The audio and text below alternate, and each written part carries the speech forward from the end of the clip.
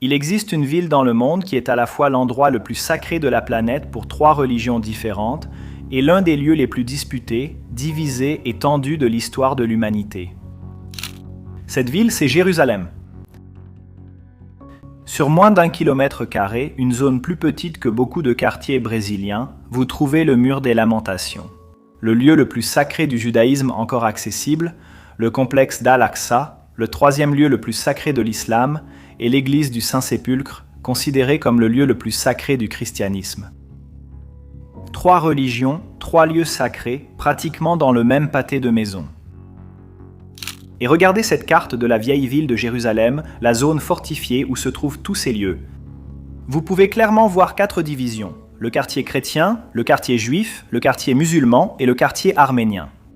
Comment une ville aussi petite est-elle devenue la capitale spirituelle de 3 religions en même temps, et pourquoi est-elle si profondément divisée? Pour comprendre, il faut remonter dans le temps. L'histoire de Jérusalem en tant que ville sacrée commence il y a environ 3000 ans, vers l'an 1000 avant Jésus-Christ. À cette époque, la ville était habitée par les Jébuséens, une tribu cananéenne. Mais le roi David, chef de la tribu de Juda, a capturé la ville et l'a transformée en capitale du royaume unifié d'Israël, une confédération des 12 tribus israélites. Jérusalem n'a pas été choisie au hasard. La ville possédait 3 avantages stratégiques uniques. Premièrement, sa défense naturelle. 3 collines proéminentes entourèrent la ville. Le mont Moria, connu aujourd'hui sous le nom de mont du Temple, le mont des Oliviers et le mont Sion. Ces collines sont reliées à de profondes vallées rocheuses qui formaient un système de défense naturelle extraordinaire. Deuxièmement, l'eau. Bien que Jérusalem se trouvait dans une région extrêmement aride, à la base de la vallée du Cédron se trouvait la plus grande source d'eau douce des montagnes, la source de Gihon, qui fournissait de l'eau en continu à ses habitants. Troisièmement, la neutralité politique. Jérusalem n'appartenait à aucune des 12 tribus d'Israël, ce qui la rendait politiquement neutre et idéale comme capitale d'une confédération. Ce qui a vraiment fait de Jérusalem une ville sacrée, c'est que le roi David y a apporté l'Arche de l'Alliance après sa conquête. L'Arche de l'Alliance était l'objet le plus vénéré du judaïsme, un coffre en bois recouvert d'or décrit dans la Bible hébraïque comme contenant les tables des 10 commandements, le bâton d'Aaron et un pot de manne. Plus qu'un simple objet physique, elle symbolisait la présence de Dieu. En amenant l'arche à Jérusalem, David a établi la ville comme centre spirituel et politique du peuple juif. La plus grande avancée viendra avec le roi Salomon, fils de David. Salomon a régné d'environ 970 à 931 avant Jésus-Christ, et c'est lui qui a construit le premier temple, également connu sous le nom de Temple de Salomon. David voulait construire le temple, mais selon la tradition biblique, Dieu le lui a interdit car il était un homme de guerre. L'honneur a été transmis à Salomon, bien que David ait fourni toutes les ressources, les plans détaillés et le financement pour la construction.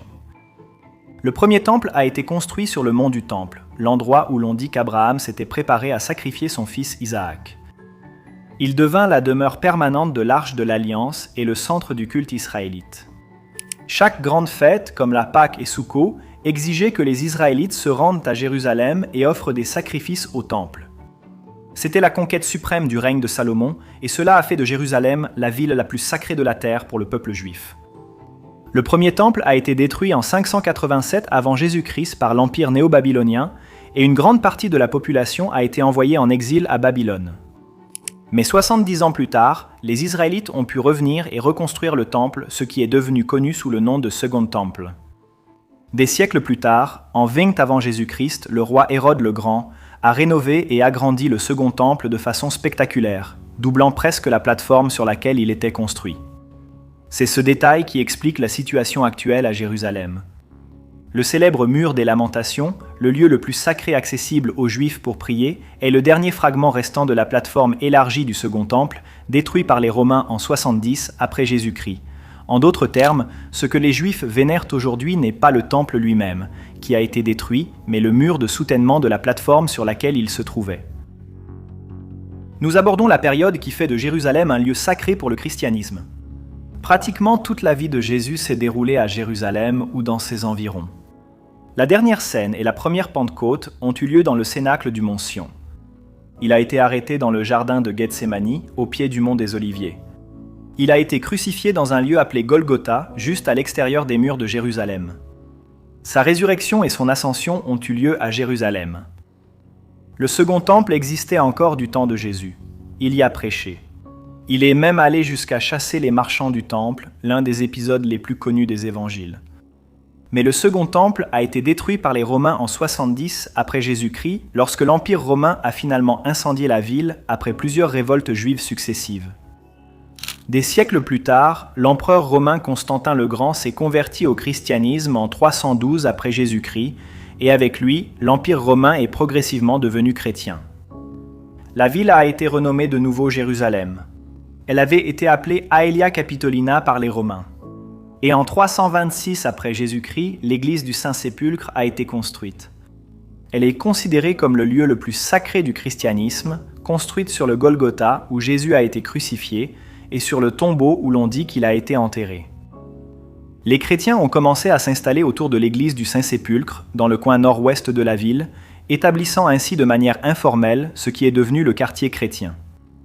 Sa position sur le côté opposé du mont du Temple a créé une séparation naturelle de l'espace sacré, l'ancien centre juif à l'est et le nouveau centre chrétien à l'ouest. L'islam est né au 7e siècle dans la péninsule arabique. Et sa relation avec Jérusalem commence avec deux des épisodes les plus sacrés de toute la tradition islamique.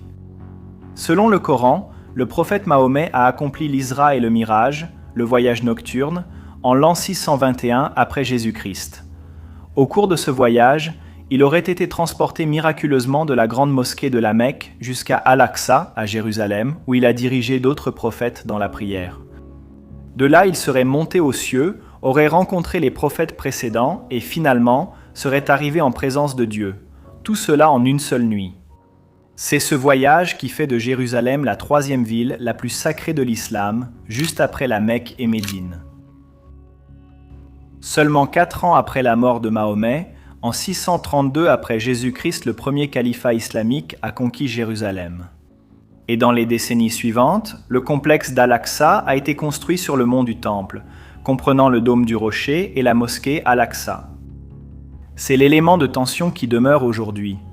Le mont du Temple est à la fois le lieu le plus sacré du judaïsme, où se trouvait l'arche d'alliance dans le Saint des Saints du premier temple, et le troisième lieu le plus sacré de l'islam, où se trouve le complexe d'Al-Aqsa. Le même morceau de terre, sacré pour les deux religions, pour des raisons différentes, est revendiqué par les deux en même temps. Les musulmans se sont installés dans le coin nord-est de la ville, près du complexe d'Al-Aqsa, une zone géographiquement élevée et plate, avec un accès aux routes commerciales vers le nord et l'est. Avant de parler de la façon dont la ville est divisée aujourd'hui, il y a deux éléments à expliquer. D'abord, le quartier arménien. C'est sans doute la division la plus surprenante pour la plupart des gens. L'Arménie a été la première nation au monde à adopter le christianisme comme religion d'État en 301 après Jésus-Christ. Des moines arméniens ont commencé à s'installer à Jérusalem pour les mêmes raisons que les autres chrétiens, mais ils se sont établis spécifiquement autour du mont Sion, au sud-ouest de la ville, formant une communauté distincte avec leur propre langue, culture et traditions religieuses. Le quartier arménien a été officiellement reconnu au XIVe siècle sous le sultanat mamelouk, lorsque les Arméniens ont reçu la permission de construire un mur autour de leur quartier. Les Britanniques ont étonnamment formalisé la division en 4 quartiers que nous connaissons aujourd'hui. En 1841, 2 officiers britanniques, Edward Aldrich et Julian Simmons, ont été envoyés pour cartographier Jérusalem. Mais c'est le révérend George Williams, aumônier protestant qui a passé 2 ans à Jérusalem entre 1840 et 1843. Parcourant toute la ville et documentant chaque détail, il est probablement celui qui a créé cette division dans ses écrits, publiés en 1849. En 1865, l'officier britannique Charles William Wilson a réalisé le premier relevé scientifique moderne de Jérusalem et a simplement adopté la division en 4 quartiers de Williams, la formalisant pour le monde entier. Depuis lors, aucune carte de Jérusalem n'a été produite sans cette division. La vieille ville de Jérusalem couvre 222 acres, soit moins d'1 km², et elle est divisée en 4 quartiers, qui existent encore aujourd'hui. Jérusalem n'est pas divisée par accident. Chaque quartier, chaque mur, chaque rue a une histoire millénaire derrière elle. Le judaïsme fut le premier, avec le roi David et le premier temple. Le christianisme s'est implanté autour des lieux de vie et de mort de Jésus. L'islam a construit son complexe le plus sacré sur le même mont où le temple juif avait été détruit. Les Arméniens, première nation chrétienne, ont trouvé leur place à l'intérieur des murs de la ville la plus disputée du monde. Et sous tout cela, le même rocher.